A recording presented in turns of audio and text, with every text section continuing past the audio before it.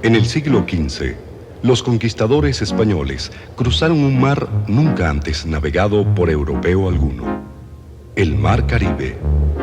Y con ellos comenzó toda una era de exploración y conquista. Los alemanes, los holandeses, los ingleses y franceses, todos con la intención de reclamar sus riquezas. Y un día se encontraron con una tierra que en un principio llamaron Isla de Coquibacoa y que hoy conocemos como la península de Paraguaná.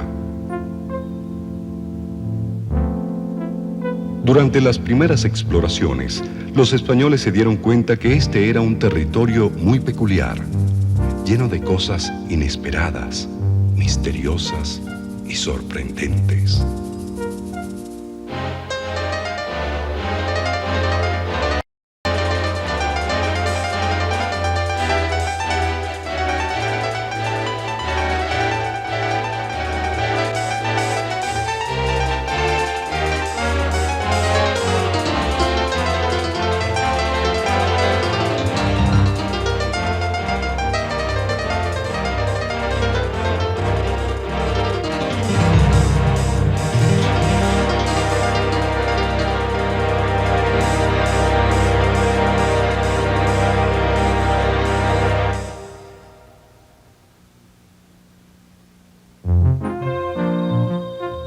Esta parte de Venezuela es un mosaico de contradicciones que la naturaleza había mantenido oculta del resto del continente, donde la vida ha evolucionado de una manera extraña.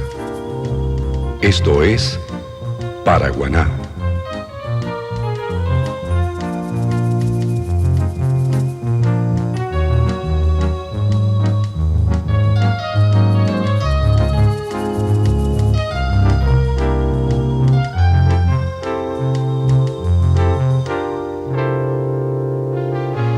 Las fuerzas que forjaron esta península se remontan desde muy lejos en la noche de los tiempos, antes del surgimiento del Imperio Romano, antes incluso de los griegos y sus dioses, de los egipcios y sus monumentos, más allá de la era de los dinosaurios, antes aún de la conquista de tierra firme por parte de la vida en nuestro planeta.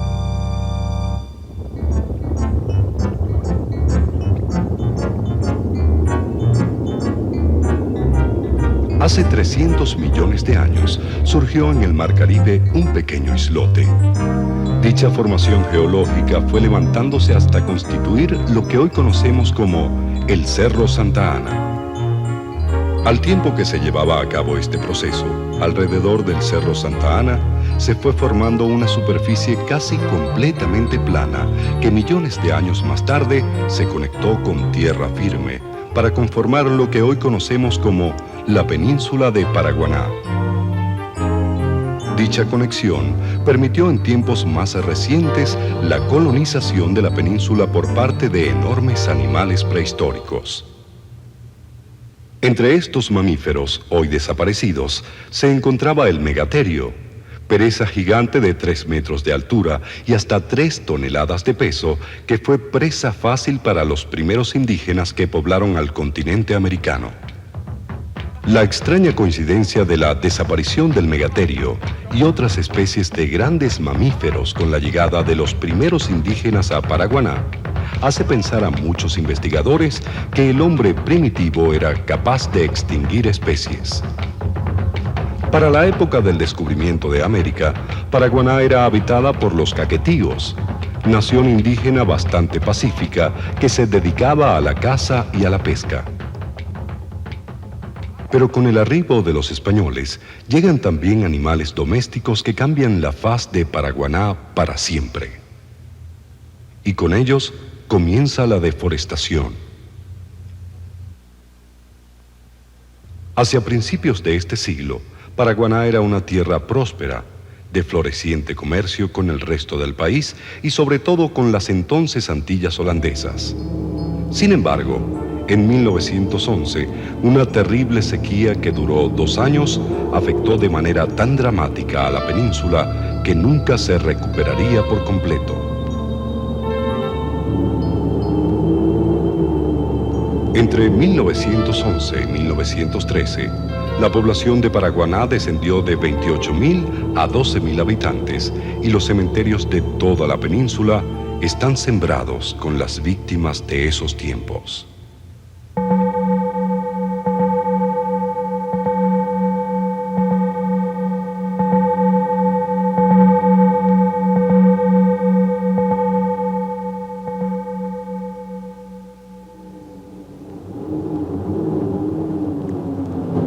En un intento desesperado por conseguir agua, cientos de paraguaneros intentaron cruzar el istmo para llegar a Coro. Muchos desafortunados nunca lo consiguieron y solo se encontraron con su propia muerte.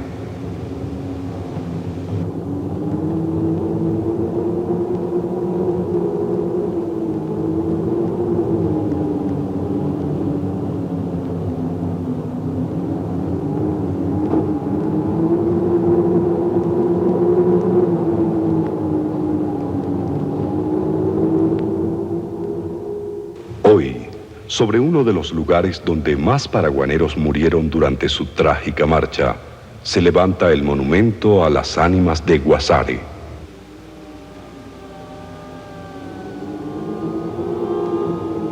Ánimas que aún parecen rondar las numerosas casas abandonadas de Paraguaná.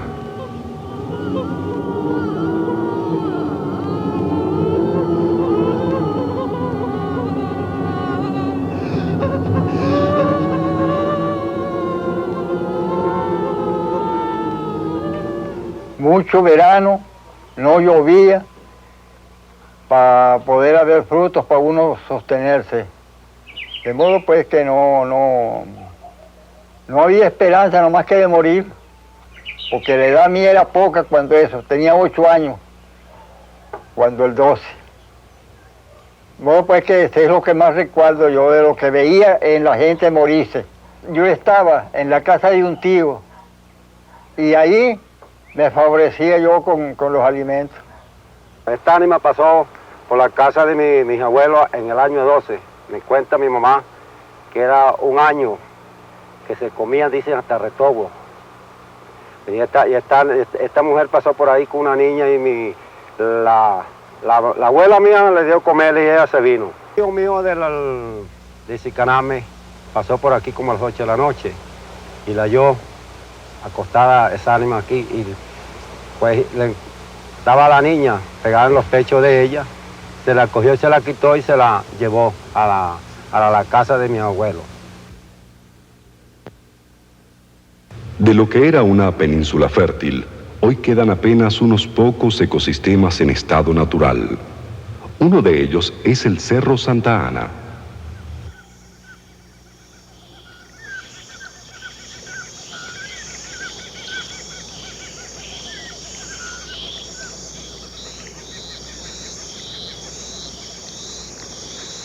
Con sus 850 metros de altitud, Santa Ana contiene algunas de las raras fuentes naturales de agua en toda Paraguaná, así como especies de orquídeas, palmas y helechos, muchas de ellas en peligro de extinción. Al este de Santa Ana se encuentra en medio de la típica aridez de esta región, la cañada de Agua Sabría. En este pequeño cañón, encontramos una de las pocas corrientes permanentes de agua dulce de toda la península, circunstancia que es aprovechada por la fauna local para establecerse allí de manera permanente. De hecho, sorprende cómo en tanta aridez se pueden observar las corocoras blancas y rojas, aves típicas de nuestros llanos, así como garzas rojizas y tucucitos. Entre estos últimos está el tucucito pico curvo.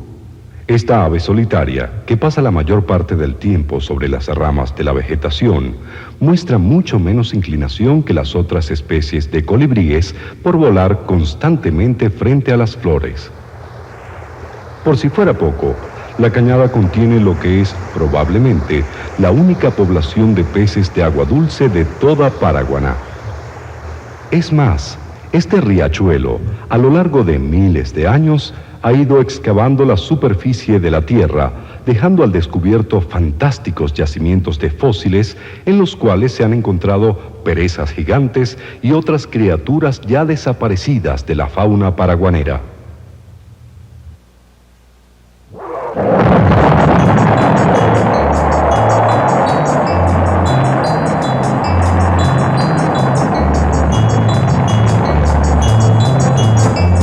En 1984, en el transbordador Columbia, se tomaron unas fotografías desde el espacio exterior que mostraron algo poco conocido hasta entonces.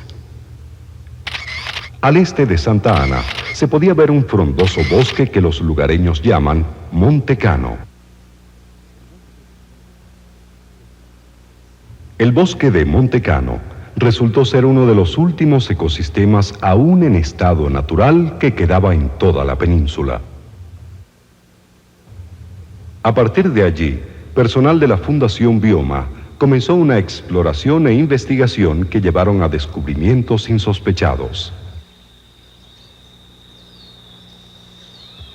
Uno de ellos fue el hallazgo de una planta típica de los bosques húmedos de los Andes venezolanos, la barba de palo, llamada así por colgarse de las ramas de los árboles.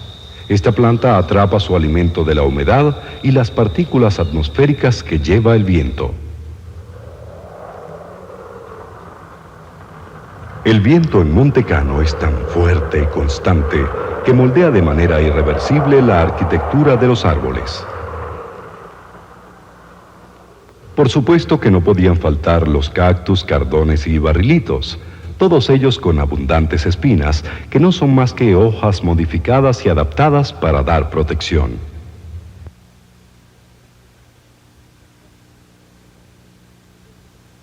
En contraste con estas plantas, se pueden encontrar orquídeas como la orquídea hormiguera, llamada así por la gran cantidad de hormigas que la utilizan como hábitat.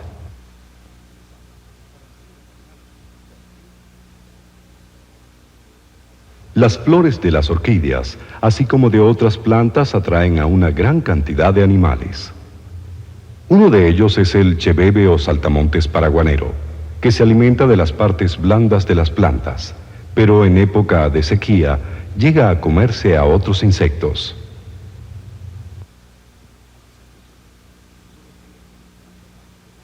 Muchos árboles también sirven de hábitat para especies de moluscos, avispas, termitas, todos ellos en busca de la humedad del bosque.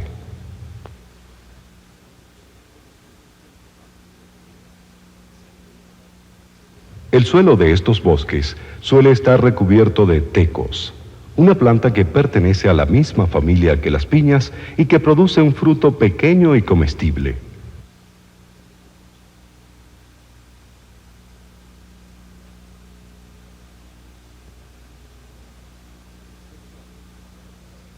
Entre los tecos es fácil encontrar lagartijas y serpientes como la sabanera, la cual se hace la muerta cuando se ve amenazada para así engañar a sus posibles enemigos. También viviendo en el suelo podemos hallar el ciempiés o escolopendra. Este animal puede alcanzar el medio metro de longitud. A pesar de su nombre, solo tiene 21 pares de patas, de las cuales las 2 primeras contienen glándulas tan venenosas que han llegado a matar personas muy sensibles a su tóxico.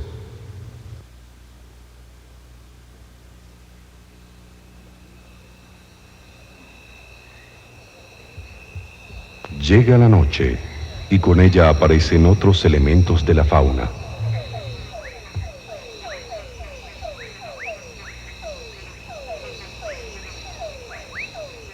Uno de esos animales nocturnos es la marmosa.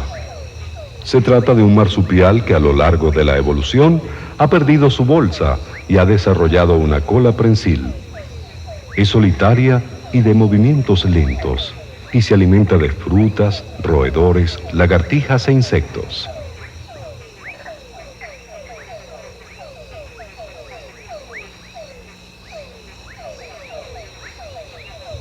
Estos conejos de monte, por ejemplo, no hacen madrigueras, por lo que son una de las presas más codiciadas por los paraguaneros.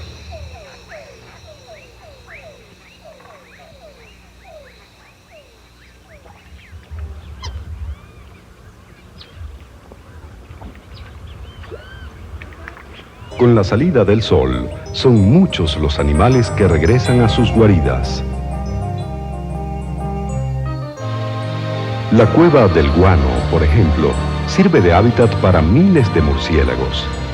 Entre ellos está el murciélago bigotudo paraguanero, subespecie que solo se encuentra en esta parte del mundo.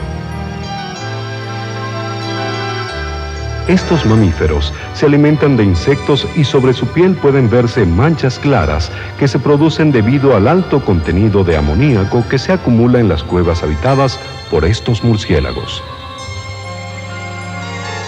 La cueva del Guano también está habitada por otras criaturas tales como lagartijas, cochinillas, cucarachas y arañas de diversos tipos, entre las que destaca el amblipígeo. El amblipígeo es una tarántula sin cola que se alimenta de insectos. A pesar de su extraña apariencia, es inofensiva para con el hombre.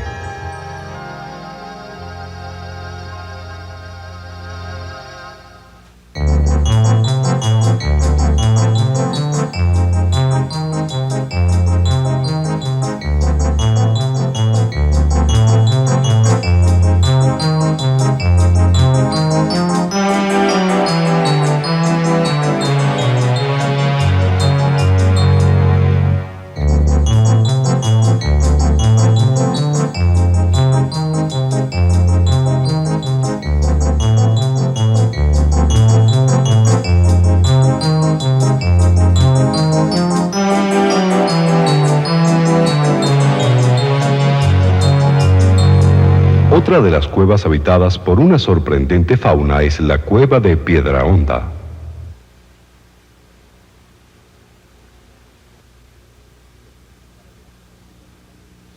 Además de los murciélagos, esta cueva tiene una gran cantidad de tarántulas que hacen sus nidos en las paredes. A pesar de ser venenosa, como lo son todas las especies de arañas del mundo, las tarántulas no atacan al hombre, y solo en el caso de sentirse agredidas, llegan a inyectar un veneno que, si bien puede ser molesto, nunca llega a causar males mayores.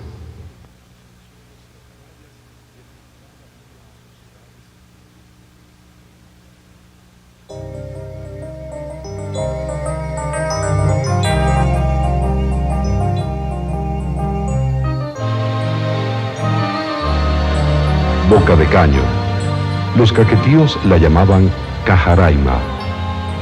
Esta laguna costera es uno de los refugios más espectaculares de la fauna paraguanera. Boca de Caño está rodeada en buena parte de un bosque de manglares que sirve para proteger sus playas de la erosión del viento. Estas plantas que surgen del suelo, firmes y erguidas, son el hábitat de aves tan espectaculares como la corocora roja, donde a veces llega a anidar.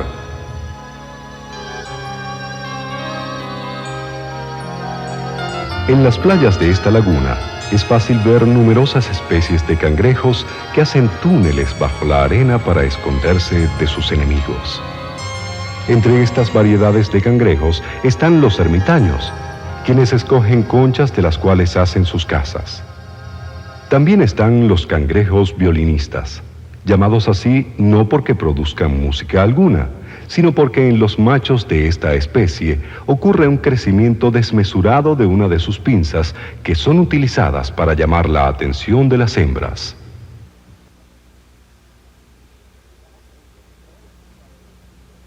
Pero sin lugar a dudas que el auténtico atractivo de esta laguna son sus aves, aves y más aves.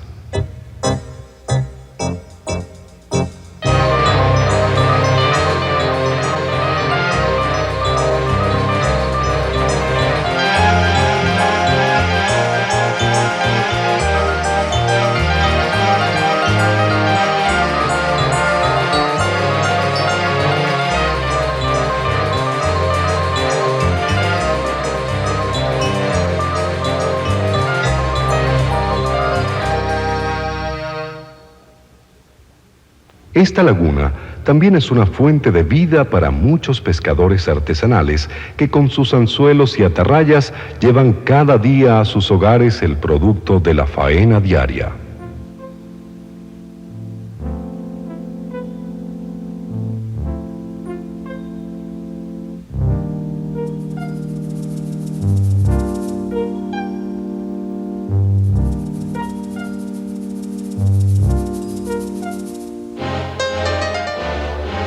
Desde el punto de vista ecológico, Boca de Caño significa la posibilidad de preservar para Paraguaná toda una serie de especies de la avifauna, digamos, litoral, que hoy por hoy están amenazadas de extinción en toda la península. Y también Boca de Caño ecológicamente significa preservar la mancha de mangle más importante para toda la península de Paraguaná. Paraguaná tiene, digamos, algunos sitios donde hay presencia de mangle, pero en realidad Boca de Caño es la mancha de mayor extensión que podemos preservar en la península de Paraguaná. Boca de Caño hay que protegerlo porque la actividad humana que se viene realizando en todo este litoral oriental de la península de Paraguaná traen como consecuencia el hecho de una amenaza persistente en cuanto a la presión que ejerce la basura que es digamos, depositada en los alrededores de la laguna Boca de Caño. Eso básicamente es la razón por la cual hay que proteger Boca de Caño, aparte de que precisamente la razón de tipo, vamos a decir, generacional está el hecho de legarle a las futuras generaciones el disfrute de estos paisajes naturales de los cuales nosotros hoy por hoy estamos disfrutando, pero que lamentablemente también estamos afectando con ciertas actividades humanas como son la construcción de ranchos, basura, cacería furtiva, sin ningún tipo de objetivo, etcétera. Sin embargo, de continuar con el presente ritmo de destrucción de la vegetación, el futuro de Paraguaná es incierto. Quizás en el futuro veamos una Paraguaná más y más desértica, como los médanos que tenemos que atravesar para llegar a ella.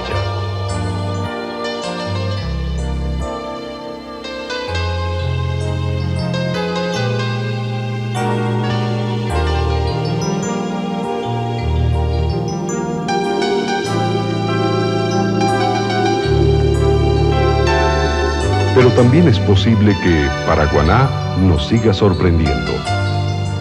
Con la utilización de imágenes de satélite, el personal de la Fundación Venezolana para la Conservación de la Diversidad Biológica, BIOMA, ha podido detectar el que es quizás el cambio más espectacular en la geografía venezolana. En los últimos años, el brazo de tierra conocido como Punta Caimán está creciendo en dirección a la península misma, tal y como se observa en recientes fotografías tomadas desde el espacio. De hecho, se trata de un fenómeno que se puede observar hoy en día en la forma en que se depositan los sedimentos en la punta misma.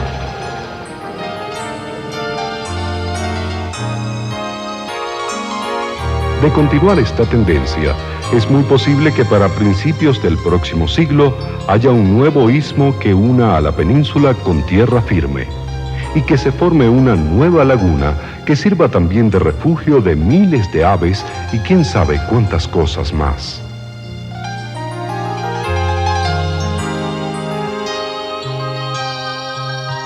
Paraguaná, pasado, presente y futuro. Una de las regiones más cambiantes e insólitas de Venezuela. Una región que, de no ser conservada, podría ver su fauna y flora extinguida para siempre.